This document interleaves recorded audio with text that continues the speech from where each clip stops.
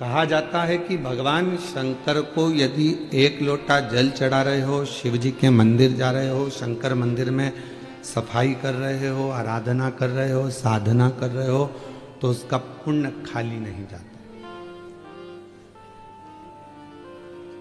शिव जी के मंदिर का यदि निर्माण कराया है, तुमने उसका मंदिर बनवाया है, 4 कालम अगर आपने शंकर के मंदिर के खड़े भी कर उस पर छत डाल दी है, तो समझ लेना कि आपको ना जाने कितनी मंजिल ऊपर चढ़ा देगा, वो कितना वैभव दे देगा, वो आप समझ लें।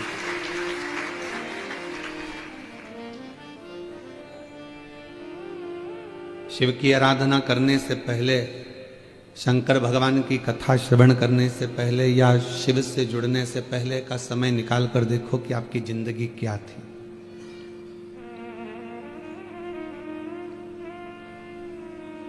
और आज शिव को मानने के बाद, भगवान शंकर का पूजन करने के बाद, शिव की आराधना करने के बाद आपकी जिंदगी क्या है।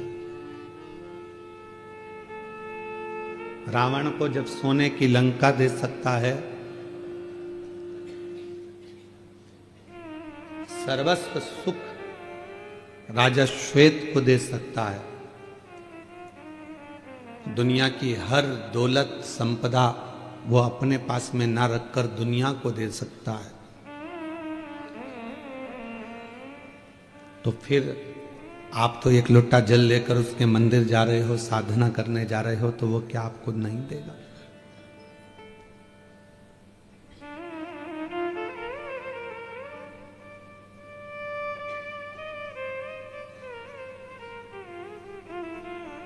जिंदगी में बस अपने विचारों को, अपनी सोच को बड़ा बना। आज के बेटे, आज की बेटियां अपनी सोच को बड़ा नहीं बना पाती। एक बेटा को, एक बेटी को अगर थोड़ा पैसा दे दिया जाए और कहा जाए कि इसको ले जाओ, ये तुम्हारे लिए है, तुम्हें जैसा यूज करना करो, सबसे पहले वो बाजार जाएगा और गाड़ी खरीदेगा, एक अच्छा मोबाइल खरीदेगा, कपड़े खरीदेगा और आ जाएगा। वही पैसा घर के एक पिता को दिया जाए कि इसको तुम्हें यूज करना है, तो वो सबसे पहले प्लाट खरीदेगा, मकान खरीदेगा, दुकान खरीदेगा, प्रॉपर्टी खरीदेगा। दोनों में अंतर है। बेटे को भी पैसा मिला और बाप को भी पैसा मिला। बेटे ने गाड़ी खरीदी, मोबाइल खरीदा, कपड़े खरीदे, घड़ी खरीदी। अब तुमने मोबाइल खरीदा 1.5 लाख रुपए का, लेकर आने के बाद वो 1.5 लाख में वापस बिक जाएगा क्या? बोलो, जम के बोलो। नहीं। गाड़ी तुमने शोरूम से खरीद कर बाहर लेकर आए 5 लाख की, 7 लाख की, क्या वो 7 लाख में वापस बिक जाएगी क्या? नहीं। कपड़े तुमने शोरूम से खरीदे 5,000 रुपए के, क्या वो कपड़े वापिस 5,000 में बिक जाएंगे क्या? नहीं। घड़ी तुमने खरीदी 10,000 की, क्या वो घड़ी वापिस 10,000 में बिक जाएगी क्या? नहीं। पर तुमने जो खरीदा वो नीचे गिरता चले गया, पर बाप ने जो खरीदा वो प्रॉपर्टी, वो प्लाट, वो मकान की कीमत बढ़ती है। दोनों की सोच अलग है। आज की सोच केवल गाड़ी, मोबाइल और फ्लैट तक है। आज के नवयुवक बेटा बेटी, आज की बहुओं की, आज के बेटों की सोच केवल गाड़ी, मोबाइल और फ्लैट, इसके सिवा उसकी सोच आगे जा नहीं रही है। पर पुराने लोगों की जो सोच होती थी, वो जमीन खरीदते थे, वो प्लाट खरीदते थे, वो मकान बनाते थे, जायदाद बनाते थे, जिससे हमारी आने वाली पीढ़ी इसका भोग कर सके। और जब दुख आए, जब तकलीफ आए, जब कष्ट आए, तो वो मकान, वो प्लाट, वो जमीन, वो जायदाद का। दोनों की सोच अलग है। हम कहेंगे ऐसा नहीं है कि आप गाड़ी ना खरीदें, आप मोबाइल ना खरीदें, आप कपड़े ना खरीदें, खूब अच्छे खरीदो, तुम्हारी कैपेसिटी जितनी है, आपको हम मना नहीं करेंगे, खूब एंजॉय करो, पर साथ में आने वाला समय कैसा है उसके लिए थोड़ा साध कर अपनी जिंदगी को चलो, क्योंकि जीवन बड़ा बहुत विचित्र है, बहुत विचित्र। कई लोग कहते हैं गुरुजी आप भगवान से कभी कुछ नहीं मांगते, हम कहते मांगते,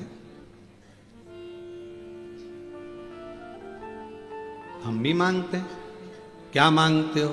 बस यही मांगते हैं कि जो शिव महापुराण की कथा में आए उसकी झोली खाली ना रह जाए। इतनी कृपा करो।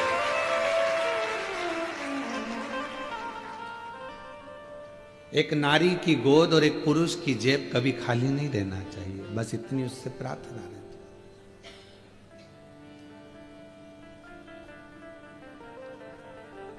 अपने लिए तो कहा जब हम जगत के लिए मांगेंगे तो अपने लिए तो खुद दे देगा।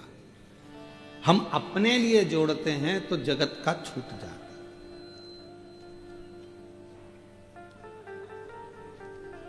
एक कथा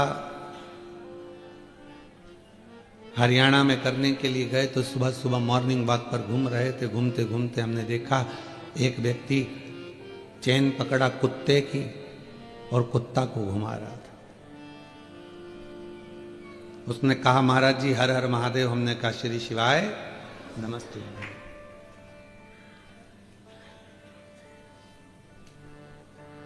व्यक्ति बोला और महाराज जी आप कैसे हैं? हमने कहा बहुत बढ़िया। हमने कहा तुम कैसे हो? हमने कहा, वो कहा बस आशीर्वाद है, कृपा है। मैंने कहा तुम कुत्ते की चेन पकड़े हो?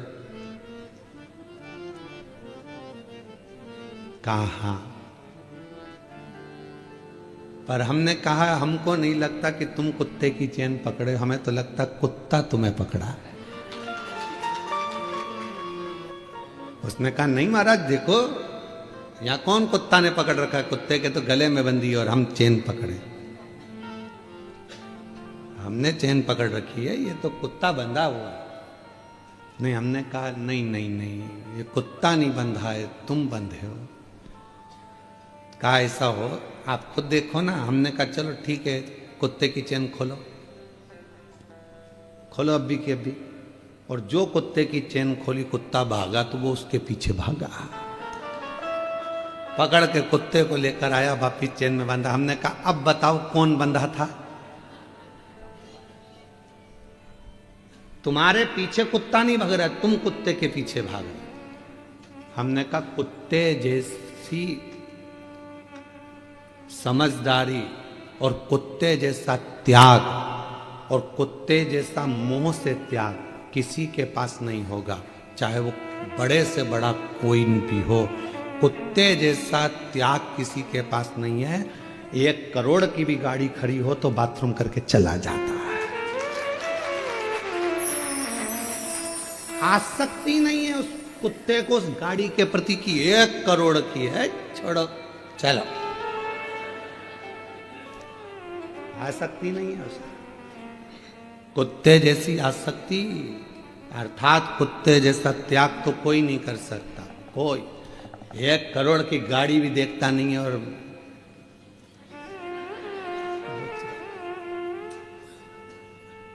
उसको मोह होता तो 1 करोड़ की गाड़ी पर सुसु करता। उसको मोह होता तो बंगला करोड़ों का उसके सामने छीछी करता। उसको ये सब चीजें त्याग दी उसने। इसीलिए शायद कुत्ता कोई भी मांगने वाला आता है तो उसके पीछे भौंकता है। क्यों? कुत्ता मांगने वाले के पीछे इसलिए भौंकता है कि मांगने वाले को समझाता है कि तू संसार से मांग रहा है, मांगना है तो उस परमात्मा से मांग ले, इसलिए भौंक। मांगने वाला मांगता है, कुत्ता उसके पीछे पड़ जाता, भोग भोग भोग भोग, आखिरी में उसको भगना पड़ता। समझा कितना? हम ये नहीं कहेंगे कि तुम गाड़ी ना खरीदिए, हम ये नहीं कहेंगे कि आप मोबाइल ना खरीदिए, हम ये भी नहीं कहेंगे कि कपड़ा नहीं खरीदिए। खूब खरीदो, अलमारी में जितनी जगह है तुम तो उतने खरीदो, कोई दिक्कत।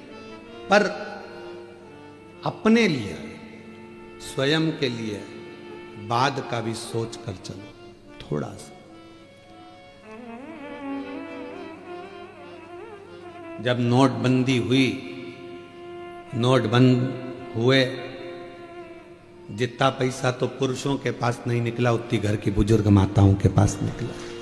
चावल के डब्बे में, आटे के डब्बे में, दाल के डब्बे में, हर जगह से वो पैसा निकला। पति को भी आश्चर्य हुआ, क्यों तेरे पास इतना रखा था? पत्नी कहती है ये मेरे लिए नहीं था, जब कभी दुख की घड़ी आए तो यह पैसा सामने आकर खड़ा हो जाए और तुम्हारी तकलीफें मिट जाए। एक स्त्री कब अपने लिए मांगती है? व्रत भी कर रही है तो पति के लिए कर रही है, उपवास कर रही है तो बच्चों के लिए कर रही है,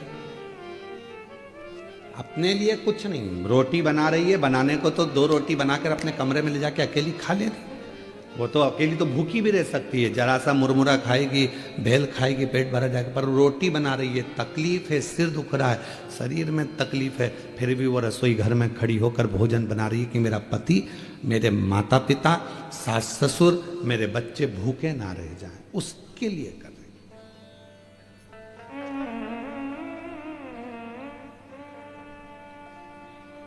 पर आज की सोच बड़ी विचित्र है। आज व्यक्ति वो सोच कर नहीं चल रहा। आज का व्यक्ति तो ये सोचता है कि बस मेरे को अभी की जिंदगी जी लेना है, बाद की जिंदगी पर ध्यान नहीं देना है, और फिर बाद में फिर वो दुख, वो तकलीफ, वो कष्ट व्यक्ति के सम्मुख में आकर खड़ा हो जाता।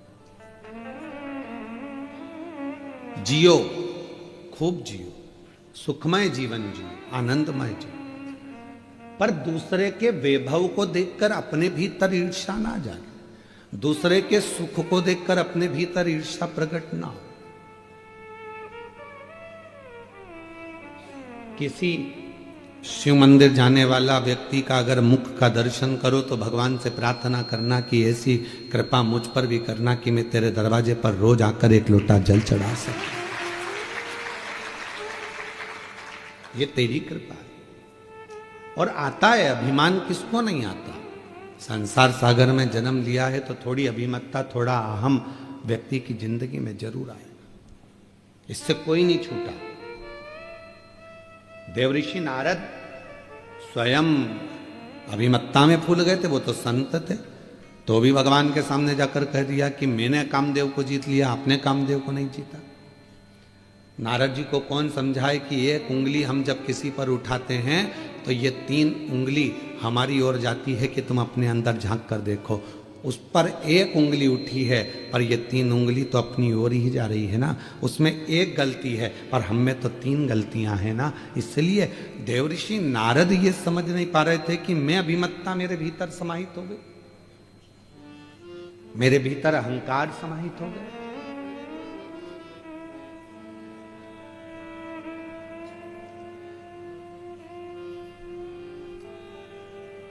अपने भीतर अहंता श्रेष्ठता नहीं देती, और यह अहंता केवल संसार के जीवों पर ही नहीं, स्वयं भगवान शंकर के ससुर हिमालय राज के मन में भी एक बार भाव उत्पन्न हो गया था। हिमालय राज के मन में भी भाव आया था कि पार्वती जी की माता मैनावती ने कहा कि पार्वती जी को विवाह करे, बहुत दिन हो गए देखा नहीं है पार्वती जी को, चलो कहीं पार्वती से मिलकर आते हैं, एक बार चलते हैं, चलो तो सही।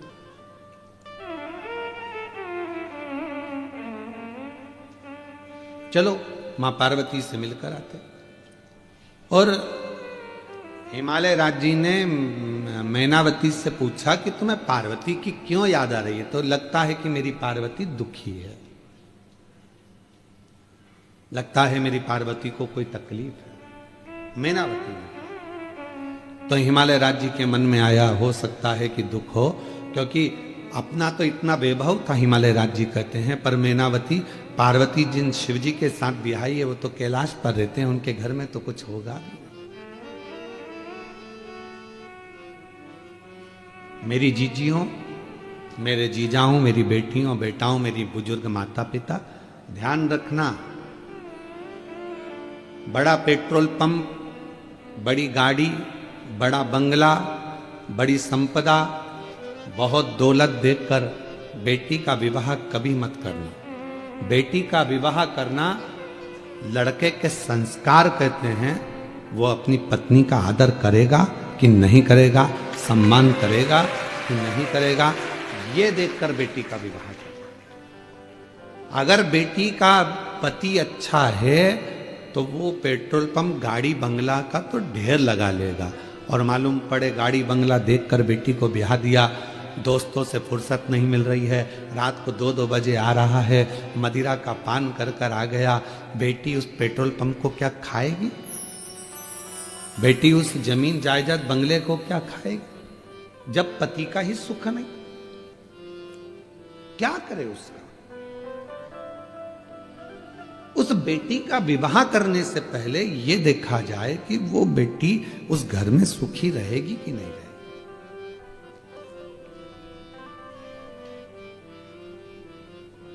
और कई बार हमने देखा है कि बेटी का भाग्य भी होना चाहिए महाराज। अगर भाग्य है तो जंगल में भी महल बना देती है, और भाग्य नहीं तो महल को भी कंगाल बना देती है। कभी कभी कोई लड़की का चरण ऐसा होता है कि वो विवाह कर कर आती है, कुछ नहीं था तो भी उसने गाड़ी बंगला सब बनवा दिया। और कोई ऐसी होती है बंगला गाड़ी के महल में आती है, पर उसके आने के बाद घाटा घाटा घाटा घाटा, आखिरी में दुख झेलना पड़ता। जनक जी ने विचार करा था क्या सीता जी बन जाएंगी 14 वर्ष के लिए?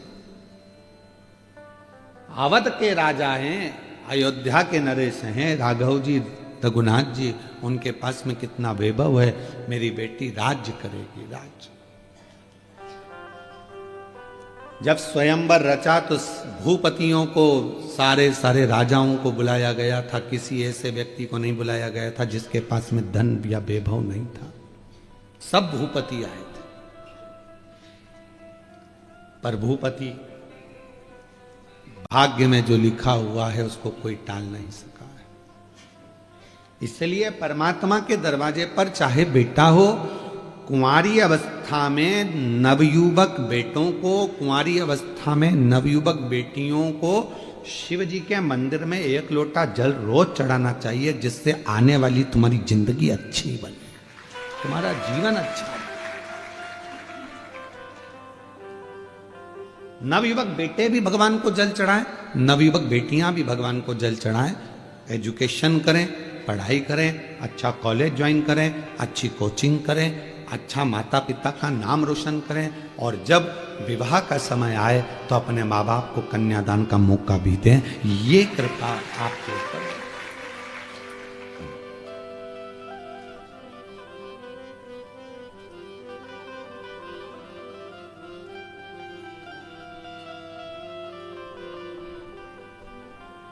महाराज शिव कथा कर रही है, शिव महापुराण की कथा वर्णन कर रही है, शिव तत्व कर रहा है। हिमालय राज्य के मन में यह भाव उत्पन्न हुआ कि मेरी बेटी हो सकता है तकलीफ में, कष्ट में। हिमालय राज्य के मन में आया कि मेरे पास में इतना वैभव है, मेरे पास में इतनी दौलत है, इतना धन है, मैं हिमालय राज हूं, और वो शंकर भगवान कैलाश पर रहते हैं, शिव है।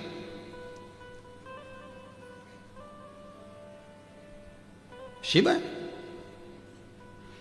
मन की पवित्रता रखिए। जितना बड़ा मन होगा उतना उतना जीवन का एक सुख हमारे साथ जुड़ता चले जाएगा। जीवन का सुख, मन की पवित्रता। यहां सोपान दत्तात्रेय नारखेड़े जी बैठे हुए हैं, मैं आपको हर हर महादेव कहूं। छत्रपति संभाजी नगर के हैं, और कुबरेश्वर धाम जब लगभग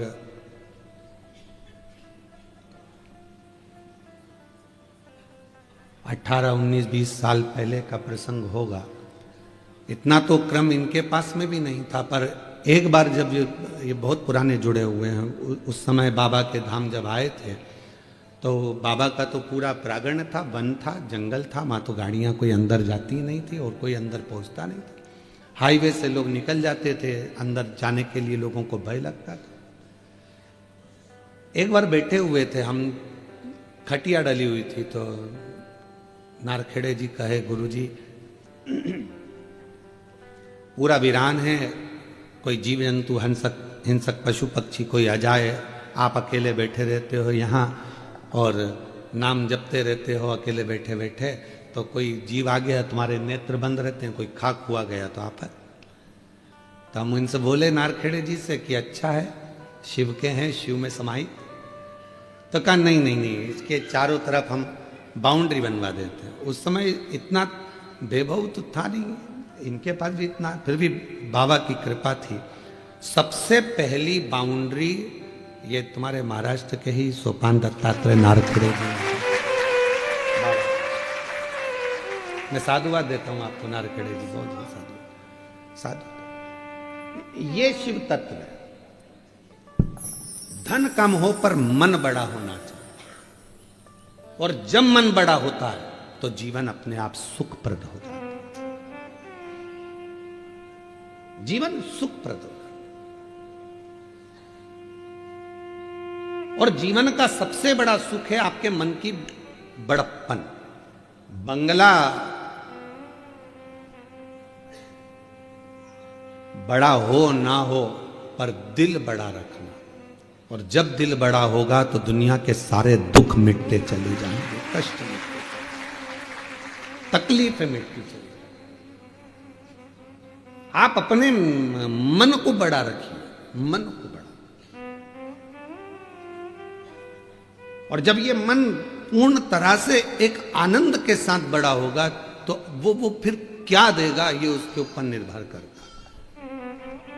मैं इस गार्डन के मालिक को भी, इस गार्डन की मालकिन को भी, इस गार्डन के इस होटल का क्या नाम है, होटल का आदित्य लॉज के मालिक को मैं धन्यवाद दूंगा।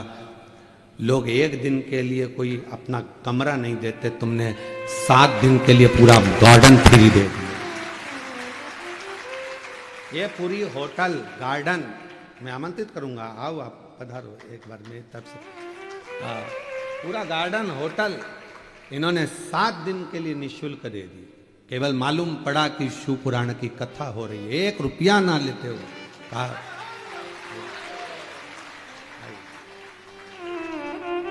शिव शिव है, शंकर इसको कहते हैं मन का बड़प्पन होना चाहिए, मन का बड़ा होना चाहिए, धन से नहीं दिल से। जब बड़प्पन होती है मन का, व्यक्ति जब बड़ा होता है तो जीवन की सार्थकता अपने आप सिद्ध होती है।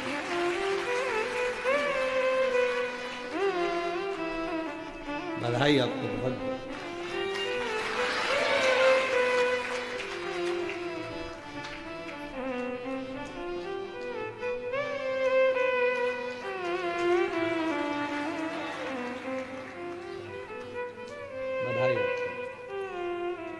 आज इतने शिव भक्तों के चरण इस गार्डन में पड़े, इतने शिव भक्तों ने कथा का रसतत्व ग्रहण किया, कितनी बड़ी कृपा है।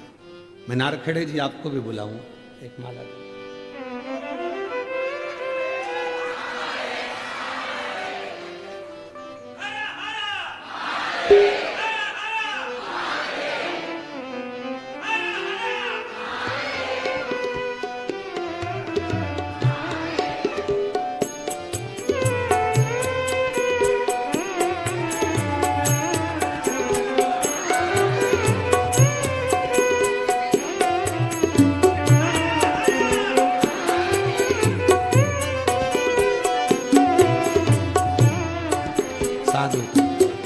ये शिव तत्व है।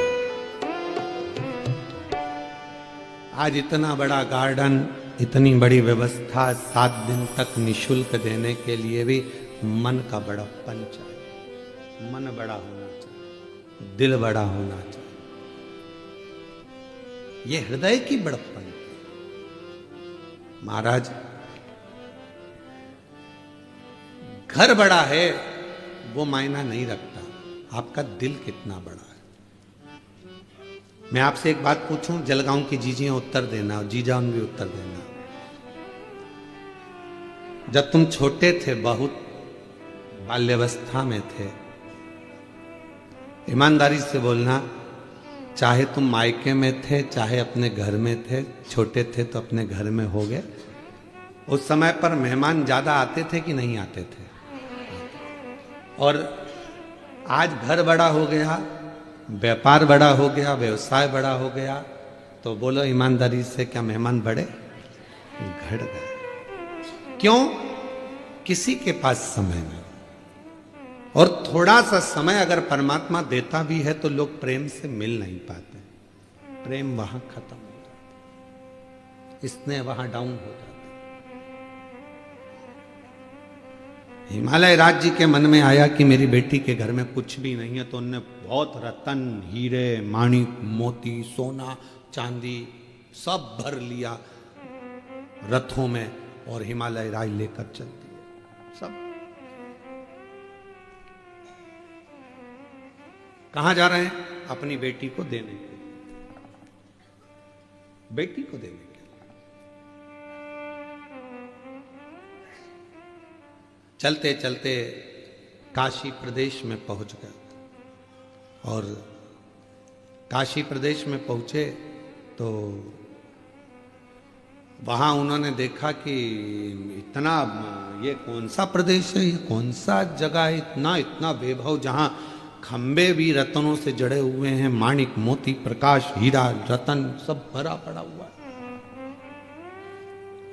ये कौन सा क्षेत्र, कौन सा?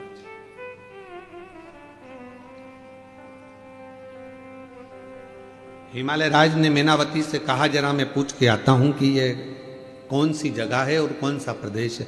एक पथिक जा रहा था, उस पथिक को बुलाया हिमालय राज जी ने और पूछा कि ये कौन सा प्रदेश है? काशी खंड की कथा है स्कंद पुराण की, जरा सावधानी से सुनिएगा, जिंदगी को बनाने वाली। ये कौन सा प्रदेश है? कहा ये काशी है, यहां के राजा दिवोदास हुआ करते थे और वो राजा ने अपने प्राणों को अब त्याग दिया, वो दिवोदास जी चले गए, तो ये काशी अब भगवान शिव को दे गए हैं, शंकर को। शिव की काशी है। हाँ, यहां का राजा कौन है? तो कहा विश्वनाथ। यहां की रानी कौन है? तो कहा मां पार्वती। हिमालय राज की आंख में से आंसू बहने लगा। मैं अपने आप को करोड़पति समझ रहा था, धनपति समझ रहा था, वैभवपति समझ रहा था, सत्तापति समझ रहा था, पर मेरी भूल थी। आज मुझसे ज्यादा वैभव तो इस काशी में भरा पड़ा हुआ है, जहां शिव है, जहां शंकर रहते हैं, शंकर की कथा रहती है, शिव का गुणगान होता है, जिसके मुख से श्री शिवाय नमस्तुभ्यम निकलता है, जिसके घर से एक लोटा जल रोज शंकर भगवान को चढ़ने के लिए जाता है, उस घर का सारा वैभव शिव देते हैं, शंकर प्रदान करते हैं। उस घर के वैभव को शिव बढ़ाते हैं, शंकर बढ़ाते।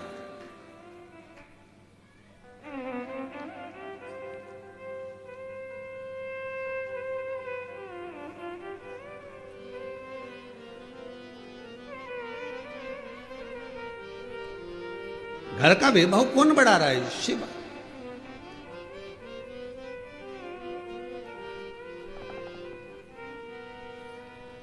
मथुरा में बिरला मंदिर है,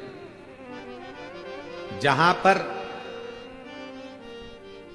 बिरला ग्रुप का कोई कार्य है, वहां पर बिरला मंदिर जरूर बने और मंदिर का काम नित्य चलता रहता है। आपने देखा होगा, कहीं ना कहीं तो गए ही हो गया आप लोग, बिरला मंदिर का दर्शन किया, सब जगह, गया में भी है, हर जगह पर बनाया हुआ है। किसी ने पूछा कि ये आप फैक्ट्रियां खोलते हो, फैक्ट्रियां लगाते हो, नौकरियां देते हो, वैभव लोगों को दान पुण्य सब करते हो, तो ये मंदिर का निर्माण क्यों करते हो? तो कहा किसी ने बिरला जी से, तो बिरला जी कहने लगे, जब मैं उसके लिए कुछ बनाता हूं तो वो भी मेरे लिए बहुत सारा वैभव बनाने की तैयारी कर रहे हैं। हम छोटा सा मंदिर का निर्माण करते हैं, हम छोटे से मंदिर को बनाते हैं। कई लोग कहते हैं अपनी भाषा में, जब लोग बंगला बनाते हैं तो बंगला बनाते से कह देते हैं, गुरुजी हमने इस बंगले में, मकान में भगवान का मंदिर बनाया है। देखो जरा कैसा है गुरुजी, मंदिर देखो कैसा लगा आपको। हमने इतने बड़े बंगले में भगवान का मंदिर बनाया है। अब गुस्सा तो बहुत आता है हमको कि बताओ क्या कह रही है कि हमने इतने बड़े बंगले में भगवान का मंदिर बनाया है। कहना क्या चाहिए कि भगवान के मंदिर में अपना छोटा सा कमरा बनाया है। बोलना क्या चाहिए कि ये बंगला मेरा नहीं है, ये गाड़ी मेरी नहीं है। फिर वही वाली बात आ गई, मेरा बंगला।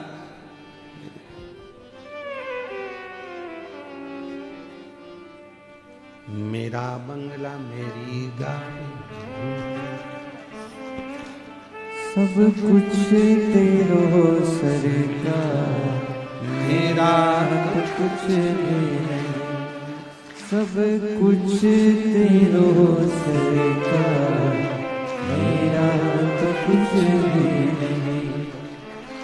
ये जितना वैभव है, जितनी गाड़ी है, जितना बंगला है, जितनी दौलत है, संपदा है, आपके घर में भी जो फ्रिज है, गाड़ी है, बंगला है, कौन का है? वो तुम्हारा खुद का है, तुम लेकर आए थे ऊपर से। कौन देकर गया? दादाजी का है तो दादाजी के पास कहाँ से आया था? उनसे पूछो। तो कहे परदादा का, परदादा जी के पास कहाँ से आया था? तो कहे उनके पिताजी ने दिया। तो पिता उनके पिताजी से पूछ किया, उनको किसने दिया था? बुलाए थे कहीं से? तेरा ही दिया मैंने खाया पिया, तेरा शुक्रिया, तेरा शुक्रिया। मुझे भोले बाबा ने बहुत दे दिया है, तेरा शुक्रिया, तेरा शुक्रिया। ये जायदाद दी है, औलाद दी है, मुसीबत में हर वक्त इमदाद दी है। तेरा ही दिया मैंने खाया पिया रे, तेरा शुक्रिया, तेरा शुक्रिया। हमारा कुछ है ही नहीं। कितनी मेहनत कर रहे थे, कितना परिश्रम कर रहे थे, तब थोड़ा सा कमाते थे। वो तो जब से तुमने शंकर को पकड़ लिया, शंकर के लिए कुछ करा, तब से शंकर ने भी तुम्हारे लिए कुछ करना प्रारंभ कर दिया। अपना पूर्व का मत भूलो कि हम क्या थे, क्या हैं, और आज उसकी कृपा से हम कहां बैठे, क्या कर रहे। ये उसकी उदाहरण, उसकी करूं। किसी की सामर्थ्यता नहीं है कि कोई भगवान शिव को कुछ दे सके। लंका का राजा रावण ने एक बार कह दिया था भगवान शंकर से। लंका के राजा रावण ने कहा, भोलेनाथ आप मेरे साथ लंका चलिए। बाबा वेदनाथ की स्थापना इसी हुई। आप मेरे साथ में लंका चलिए। शिव जी ने कहा ठीक है चल। उठा ले। शिवलिंग दे दिया भगवान ने, अपना प्रतिबिंब स्वरूप उठा ले। रावण ने उठा लिया, शिवलिंग लेकर चल दिया। चलते चलते शिवलिंग को ले जाते रावण के मन में एक बात आई, भगवान मेरी सोने की लंका में तुम्हें बड़ा मजा आएगा, बड़ा अच्छा लगेगा। किसकी लंका में? सोने की नहीं, पहले शब्द पर जाओ। मेरी सोने की लंका में तुम्हें बड़ा आनंद आएगा महाराज, इतना आनंद आएगा कि मैं क्या कहूं। शिव जी को लेकर जा रहा था तो शंकर भगवान ने कहा, रावण एक काम कर, सोने की लंका तो जान दे, मेरे लिए एक सोने का चौरंग बनवा दे। चौरंग जानते हो ना, जिसपे ये पाठा चौकी चौरंग, एक सोने का बनवा दे और मेरे शिवलिंग को उस पर रख दे। तू थक गया ले जाते, तू थक गया, एक चौरंग बनवा दे, उस चौरंग पर मेरा शिवलिंग रख दे, फिर तू आराम से संध्या वंदन कर ले, स्नान कर ले, फिर अपन चलते। रावण कहने लगा इतनी सी बात, अब भी बनाता हूं। कुबेर आकर खड़े हो गए, चौकी बना। कुबेर ने चौकी बनाई, शिवलिंग को रख कर देखा, चौकी छोटी पड़ गई। कुबेर बड़ी बनाओ। कुबेर ने और बड़ी बनाई, और बड़ी बनाई, शिवलिंग रखते चले गए, चौकी बढ़ती चली गई। बाबा वैद्यनाथ जी की कथा कहती है, कहते हैं कुबेर के भंडार में जितना सोना था, गोल्ड था, सारा लगा दिया, पर शंकर की वो चौकी पूरी बन नहीं पाई। रावण ने कहा कुबेर कहते है ही नहीं तो लगाऊं क्या, सोना ही नहीं है, बचा ही नहीं है, अब क्या लगाओगे? तो कहा एक काम कर, मेरी लंका में से सोना लेकर आ जा। कुबेर ने हंसकर कहा मेरे खजाने का सुई की नोक के बराबर तेरी लंका में सोना है, मेरे खजाने की सुई की नोक के बराबर तेरे खजाने में सोना है।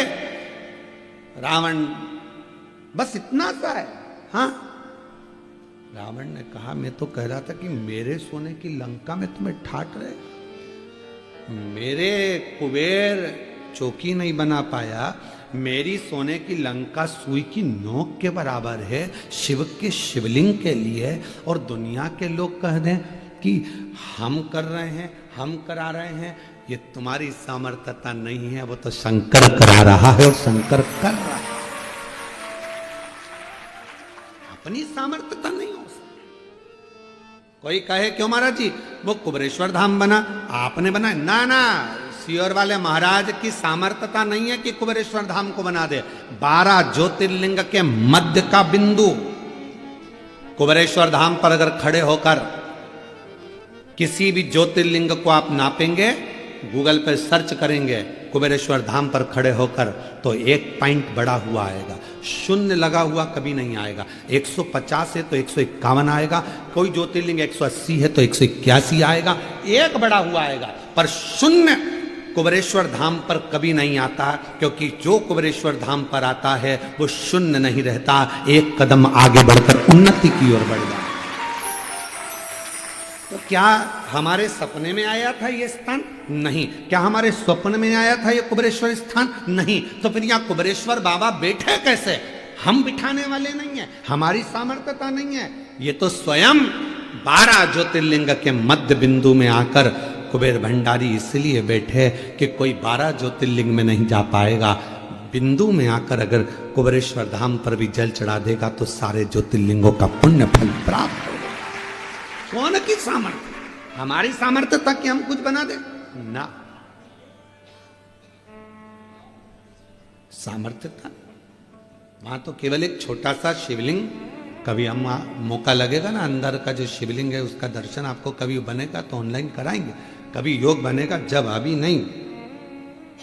छोटा शिवलिंग विराजमान है पाषाण की छतरी के अंदर, बस वही मूल था, उसी का स्मरण, उसी की भक्ति रखे, भजन पूजन कर ले। बट वृक्ष है 200-400 साल पुराना जो वहां पर विराजमान है, बेल वृक्ष है, वन है, कंकर शंकर है, भक्ति है, जलाशय है, जिस जलाशय का पानी आप लेते हो नल में आता है और वही नल का पानी आप शिव जी को चढ़ाते हो, वो कहीं दूसरी जगह का नहीं। जहां जलाशय उसी भूमि पर बीच में उस पर छत डलवा दी गई जिससे किसी को तकलीफ ना। जलाशय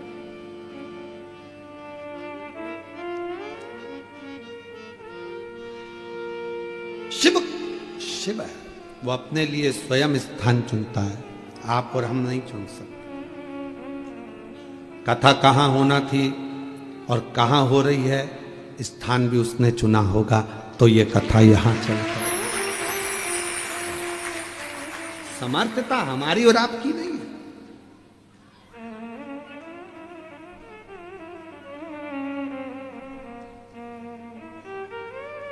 और मेरे भोले तेरा सहारा है, मेरे भोले तेरा सहारा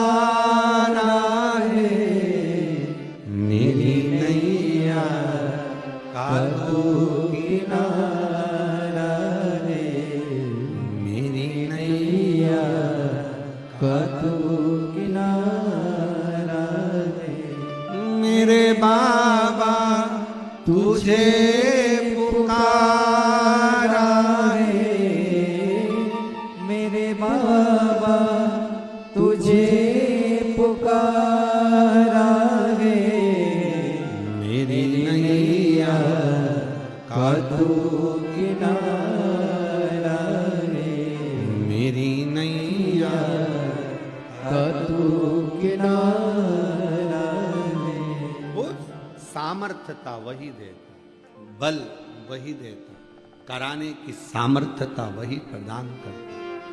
आपकी और हमारी कोई सामर्थ्यता नहीं, कोई। एक पत्र अच्छा है,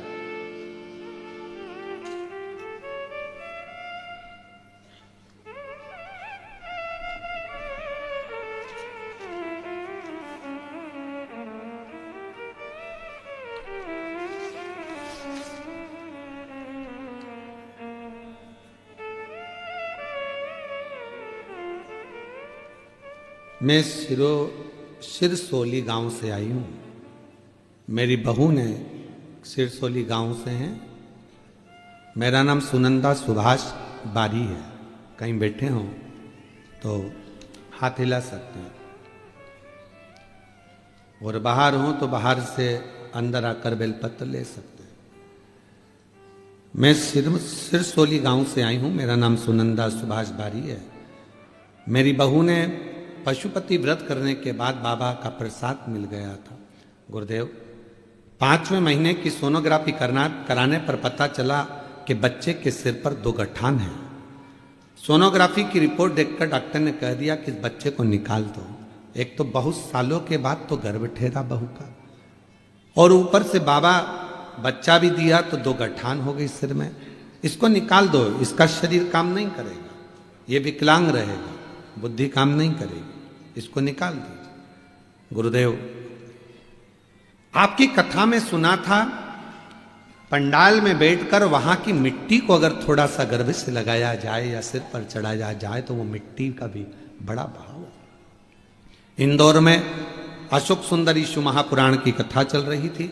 हम वहां की भूमि की मिट्टी को लाकर लगा दिया। बाबा रोज शिव जी के मंदिर जाती, जल चढ़ाती, बेलपत्र लाती, बहू खाती।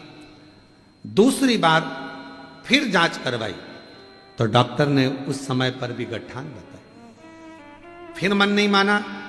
डॉक्टर तो बोल रहे थे कि बच्चा निकाल दो, पर मन गवारा नहीं था। फिर बाबा का भजन करना प्रारंभ करा, शिव मंदिर में बहू को भेजना चालू करा। बहू जाती, झाड़ू पोछा करती, गर्भ से थी, बेलपत्र चढ़ी पाती, जल पीती, और उसके 15 दिन बाद जांच कराई। पहले मैं जाती थी पर फिर बहू को भेजा, और बहू ने 15 दिन बाद जांच कराई तो जो दोनों गठाने थी वो गल चुकी थी, बच्चा स्वस्थ। डॉक्टर तो बोले थे कि बच्चे को निकाल दो, पर आज बाबा की कृपा से बच्चा पूर्ण तरह से स्वस्थ है। और गुरुदेव, बच्चे ने 1 जनवरी 2023 को जन्म लिया और शिव की कृपा से बच्चा पूर्ण तरह से स्वस्थ हो गया। ये शिव की बात।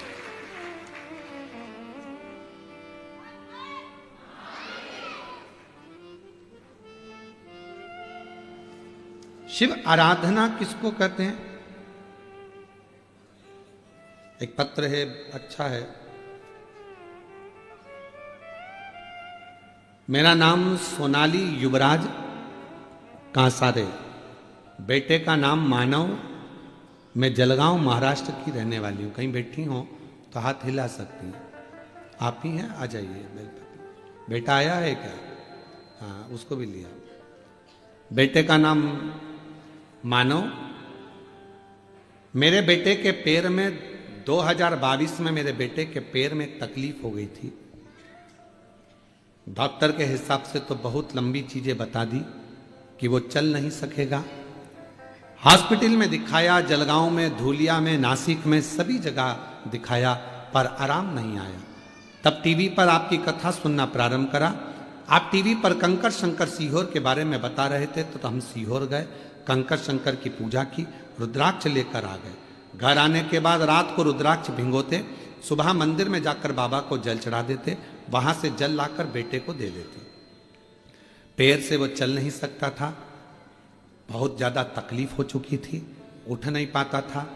पैर में भी बच्चे के लगा देती।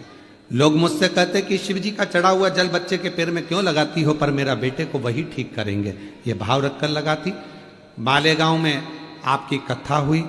लोग कहते हैं कि कथा को पंडाल में जाकर सुनो, मैंने मालेगांव में जाकर सुनी गुरुदेव, क्योंकि बेटा चल नहीं पा रहा था, पाँव काम नहीं कर रहे थे, अब करूं तो करूं क्या। पूरा 1 साल 2 साल निकल गया, पर पाँव ने काम नहीं करा। मालेगांव में ले गई बेटे को, पंडाल में बिठा दिया, वहां की मिट्टी रोज लगा देती। बाबा से विनय करा, बाबा मेरा बेटा यदि सही हो गया तो 5 पंडाल कथा सुनूंगी, ऐसी कृपा कर दे। शिव जी ने करुणा करी और मेरा बेटा चलने लगा। आज खुद अपने पाँव से चलकर मंदिर जाता है। मैंने धूलिया, नांदुरबार, भोपाल, आकोला, उज्जैन, बरहानपुर, छत्रपति संभाजी नगर, बाबा की इन सारे पंडालों में अपने बेटे को ले जा के कथा सुनवाती थी, क्योंकि चलता तो था ही नहीं, चल तो पाता ही नहीं था। बेटे को ले जाकर कथा सुनवाती थी। आज मेरा बेटा खुद मंदिर जाता है और बाबा की कृपा से वो ठीक हुआ है। एक लाइन अच्छी लिखी है, तेरी कृपा का क्या है भरोसा, कब किस पर हो जाए, जरा सी हम पर कर दो, जरा सी हम पर कर दो।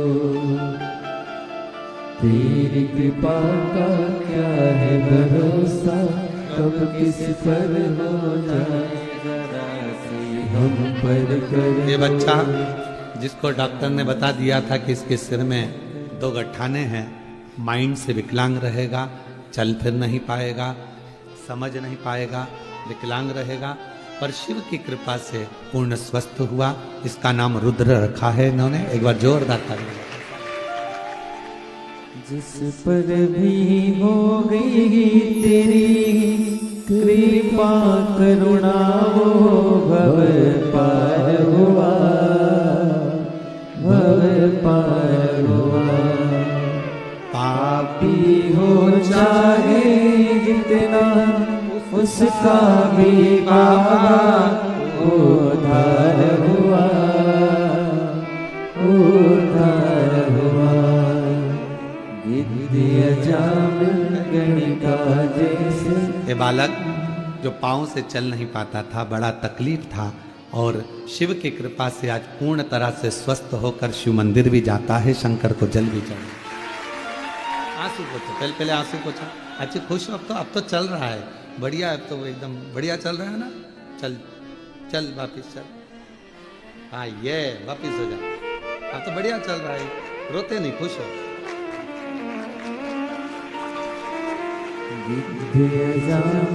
गणिका जैसे तेरे मन को भाए, जरा सी हम पर कर दो, जरा सी हम पर कर दो। तेरी कृपा का क्या है भरोसा, कब किस पर हो जाए, जरा सी हम पर कर दो, जरा सी हम पर कर दो। जिस पर भी हो गई तेरी कृपा करुणा, हो भव पार हुआ, भव पार हुआ।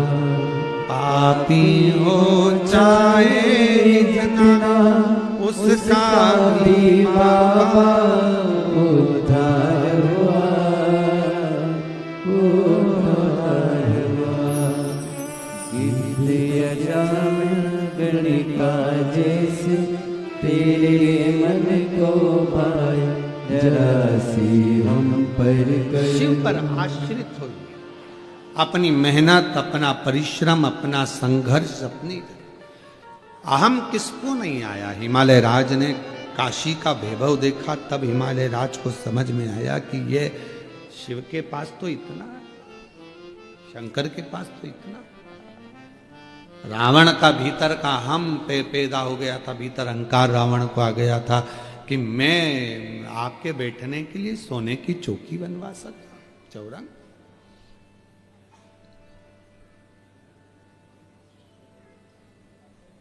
बहुत आते हैं कुबेरेश्वर धाम पर, आकर पूछते हैं गुरु जी बताओ क्या करना है कुबेरेश्वर धाम पर, हम ये कर दें, हम वो कर दें, तुम बताओ गुरु जी क्या क्या करना है।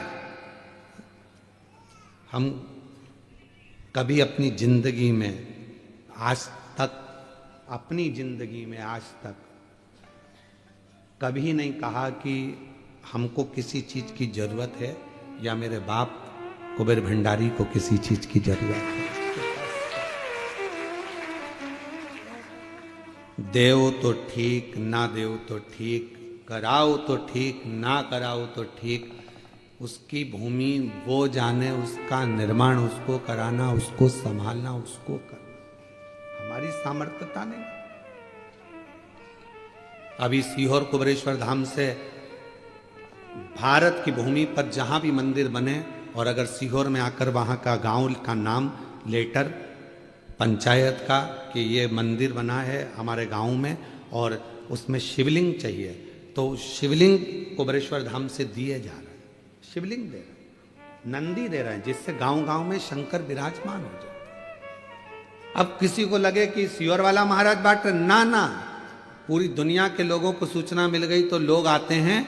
तो कहीं अगर किसी तीर्थ में जाते हैं तो वहां से एक बड़ा सा शिवलिंग खरीद लाते हैं, कुबेरेश्वर धाम में लाकर दे देते हैं। वो शिवलिंग तुम्हारे द्वारा जो मिलता है वो किसी ना किसी मंदिर में पूजा जाता है और लोग उसको प्राप्त करते हैं, लोग उससे प्राप्त करते हैं। आप भी किसी तीर्थ में जाओ, कहीं ओमकारेश्वर जाओ, जबलपुर जाओ, कहीं दर्शन करने जाओ और तुम्हें लगे कि इतना बड़ा शिवलिंग है और भगवान तुम चाहते हो कि मैं मंदिर नहीं बना सकता, मैं कहीं मंदिर में नहीं रख सकता, तो वो शिवलिंग लाकर आप कुबेरेश्वर धाम पर दे सकते हो। नंदी और शिवलिंग वो किसी ना किसी मंदिर में जाकर स्थापित हो जाएगा, वहां आपके द्वारा एक लोटा जल चढ़ता है, लोग लाकर देते हैं। हम उसको बट वृक्ष के पास में ले जाकर इकट्ठे करते जाते हैं, रखते जाते हैं। कोई आता है, भाई हमारा मंदिर बना है, शिवलिंग चाहिए, आप देखो इसमें से कौन सा चाहिए, एक शिवलिंग लेकर जाओ, अपने मंदिर में स्थापना करो। और जिंदगी पर्यान आप खुद नहीं बना सकते मंदिर, तो कम से कम एक शिवलिंग लाकर कुबेरेश्वर धाम की धरा पर रखकर जाओगे तो वो ऑफिस में जाकर बोलो कि हमारा नाम लिखो कि हमने ये शिवलिंग लाकर दिया है। जब मंदिर जहां बन रहा होगा और जिस मंदिर में आपका शिवलिंग रखा रहा होगा, फोन आएगा आपके पास में कि आपका शिवलिंग उस मंदिर में जाकर स्थापित हो चुका है, आप जाकर दर्शन कर। ये आपका प्रेम है शिवलिंग के प्रति, शंकर के प्रति। देवादिदेव महादेव के प्रति।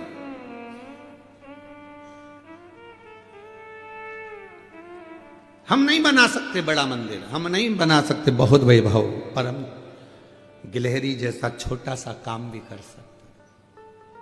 गिलहरी छोटे से लेकर बड़ा, बड़े से लेकर बड़ा शिवलिंग, आप जो आपकी सामर्थ्यता हो वैसा सीहोर कुबेरेश्वर धाम पर जब देकर जाते हैं तो आपका वो शिवलिंग किसी मंदिर में पूजा जाता, पूजा।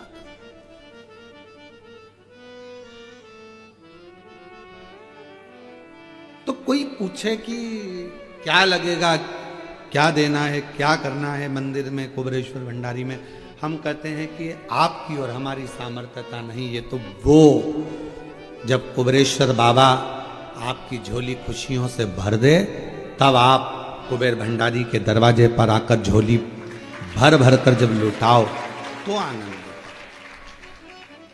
तो सुख।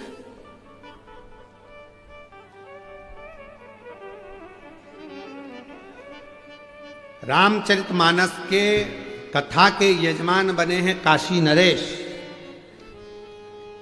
श्रीमद् भागवत कथा के यजमान बने हैं राजा परीक्षित। बोलो सुनी कि नहीं सुनी भागवत रामायण की?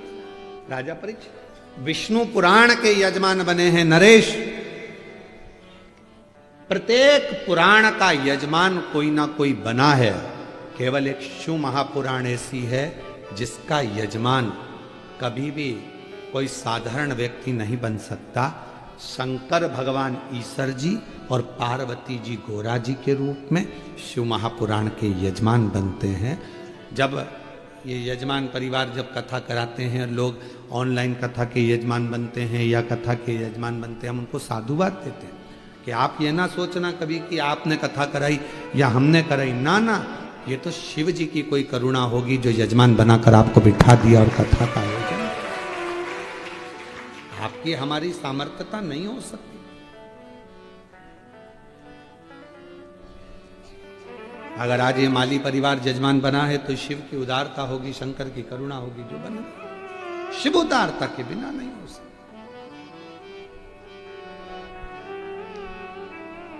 महाराज वो आता है किसी भक्त के लिए पर मिल सबसे जाता है। वो एक लाइन स्मरण में आती है, प्यार झूठा सही दुनिया को दिखाने आ जा, तू किसी और से मिलने के बहाने आ जा। संत तुकाराम जी के लिए, संत नामदेव जी के लिए, मुक्ताबाई के लिए, रामकृष्ण परमहंस के लिए, मीराबाई के लिए, चैतन्य महाप्रभु जी के लिए,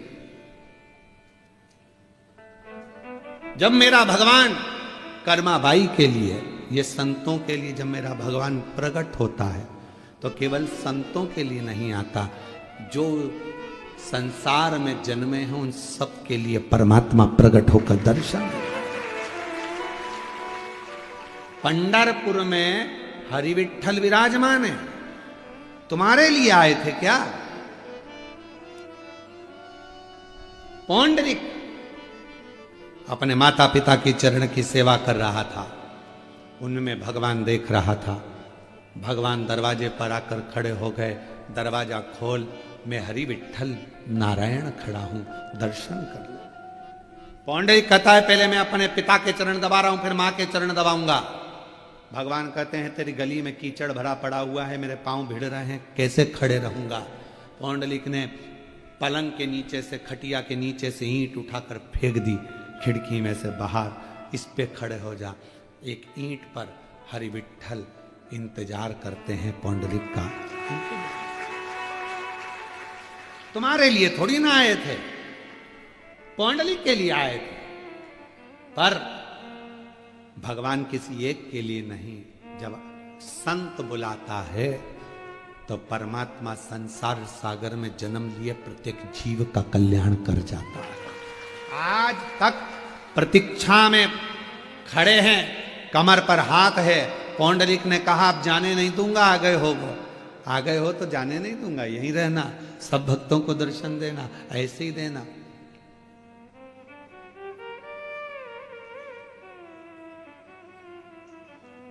ऐसे ही कई लोग आज की सोच के जो जितने लोग हैं ना, ये बड़ी विचित्र सोच रखते हैं। बताओ, भगवान तो खड़े हैं, अच्छे अच्छे कपड़े पहन रहे हैं, भगवान मुकुट पहन रहे हैं सोने चांदी के, भगवान तो ऐसे खड़े रहते हैं। भगवान का कितना ठाठ है, पंखा झिला रहे हैं, ऐसी खोल दिया है भगवान के लिए। मंदिर में एसी की क्या जरूरत है, भगवान को एसी लगा दिया, भगवान को चांदी के बर्तन में भोजन लगा दिया, भगवान को ये कर दिया। आज के नवयुवक, आज की जो टीम है वो भगवान के लिए कुछ भी सोच लेती। भगवान ऐसे खड़े हैं तो हम उनसे कहते हैं एक काम करो, भगवान जैसे खड़े हैं वैसे तुम, केवल हम कथा करें 7 दिन, उतने दिन खड़े हो जाओ, हम भगवान को मंदिर से ले जाएंगे, तुम्हें स्थापना कर देंगे। उतने दिन खड़े हो जाओ, जैसे खड़े हैं वैसे। एक हाथ में धनुष है,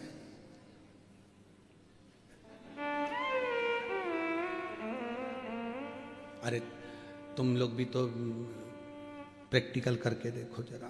धनुष पकड़ो हाथ में, आशीर्वाद दो ऐसा। चलो जल्दी करो सब लोग। और बिल्कुल माताएं सिर पे ऐसे पल्लू लेना, अच्छी बढ़िया, और एकदम सटीक। सीता जी ऐसी खड़ी है तुम्हारी जैसे, ऐसे होके नहीं, बिल्कुल ऐसे बढ़िया सिर पे पल्लू वल्लू लो, और एक जैसी देखना एक ही जगह पे, ठीक है। और स्माइल खत्म नहीं होना चाहिए, चालू हो जाओ जल्दी जल्दी। और तुम राम जी ऐसे हो जाओ, बिना सिर पे पल्लू लिए, बस बस ऐसे धनुष लेना, आशीर्वाद लेना। हाथ थोड़ा लंबा है राम जी का आशीर्वाद वाला, तो थोड़ा लंबा करो हाथ को। सब करो, जी जाओ जल्दी करो। और जी जी तुम भी आशीर्वाद दो।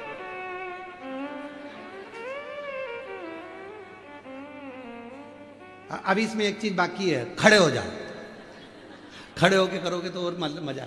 कितने घंटे खड़े रह सकते, कितनी देर एक जैसा? पांव भी उनका अलग अलग नहीं है कि आगे कर लिया पीछे, बराबर।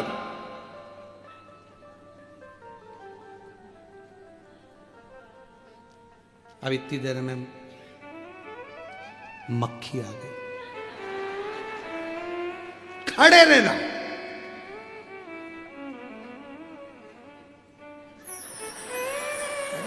आके नहीं ले जाना, आके सामने।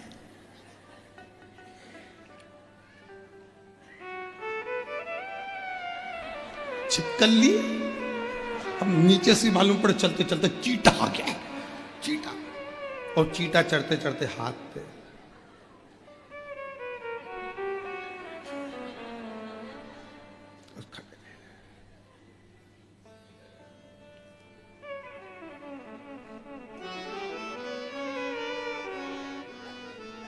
इतने में कमलाबाई आ गई रोती रोती, भगवान बड़ी तकलीफ में हूं, बहुत दुख है। भगवान बोले मेरी जगह खड़ी होके देख ले।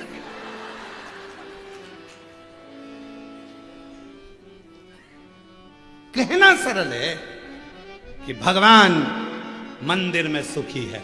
भगवान से पूछे कोई जाके। कभी कुबेरेश्वर धाम आकर शंकर जी से पूछा करो, रात दिन तुम्हारी पूजन होती है, दुनिया में एक ही मंदिर है, रात को 1 बजे भी लोग लोटा भर के जल चढ़ा। बोलो बोलो सही है कि गलत है? 2 बज रही रात की, ढोलक मंजीरा लेके, नहायनी भोला नीला के रहूंगी, शंकर को अपना बना के रहूं। शंकर भगवान बोले ले चलते रहे घर पर, शांति।